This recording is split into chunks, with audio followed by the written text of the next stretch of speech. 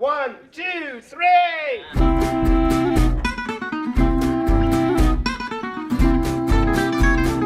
What you're going to be doing today is building food trucks and cooking food truck appropriate food.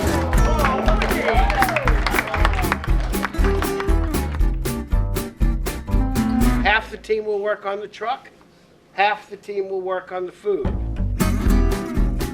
We are a cybersecurity company, and this is the marketing team. And we are a global team, so we've got people here from other countries and other parts of the U.S. all come together to spend time together. And this is a great opportunity for them to work with each other in a way that's very different than the way they do every day.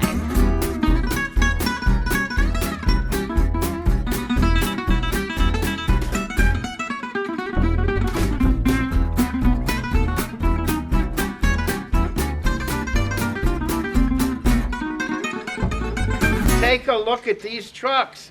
Give yourselves a round of applause.